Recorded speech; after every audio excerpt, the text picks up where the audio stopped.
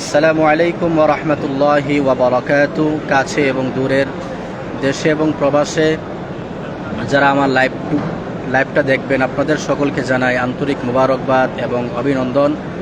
আলহামদুলিল্লাহ, আমরা এখন উমরার সফরে আছি। পবিত্র মক্কা নগরীর মসজিদে হারামে বসে আলহামদুলিল্লাহ আমরা এখন মাগরিবের নামাজ আদায় করে এই যে ভাইটিকে দেখতেছেন, ইনার সাথে কথা হয়েছে। ইনার একটা ছেলে ছিল। আপনার ছেলের নাম নাকি? হাবিবুর রহমান। ভাই সৌদি প্রবাসী। তো আমরা বাংলাদেশ থেকে উমরার কাফেলা নিয়ে আসার পরে ভাইয়ের সাথে সাক্ষাৎ হয়েছে। তো দেশে থাকতে ভাইয়ের ছেলেকে আমি চিকিৎসা করছিলাম। তো আলহামদুলিল্লাহ আমার মাধ্যমে আল্লাহ তাআলা ওনার ছেলেকে পরিপূর্ণ সুস্থতা দান করছে। আজকে থেকে অনেক দিন আগে ইনার ছেলে কে ইনার পরিবার নিয়ে গিয়েছিল আমার বাড়িতে। যাওয়ার পরে আমি হাজিরা বসে দেখলাম তার শরীরে বদনজর আছে, জিন্নাতের আসর আছে। ওই বদনজর এবং জিন্নাতের আসরের কারণে ছেলেটা অতিরিক্ত দুষ্টামি করত এবং জ্বালা যন্ত্রণা করত। পরিবারের মা বাবা ভাই বোন কাউকেই মানত না। সে পাগলের মতো ছুটতো, যেদিকে যাইতো সেদিকে পাগলা ঘোড়ার মতন দৌড়াইত। কোনোভাবেই তার লাগাম টানা যাইতো না। অনেক অশৃঙ্খল করত, এমনকি খানা খাইতো না, আস্তে আস্তে শুকিয়ে যাইতো।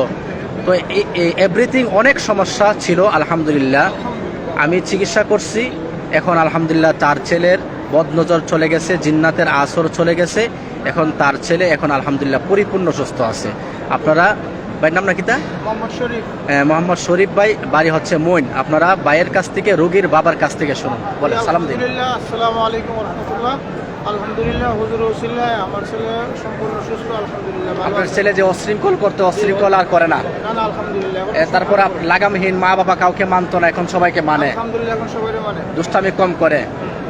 এখন আগে খানা খাইতে পারতো না, এখন আলহামদুলিল্লাহ রুচি আছে, খানা খাইতে পারে। হ্যাঁ, তো আলহামদুলিল্লাহ আমরা আর কথা লম্বা করবো না, রব্বে কাবার দরবারে আছি।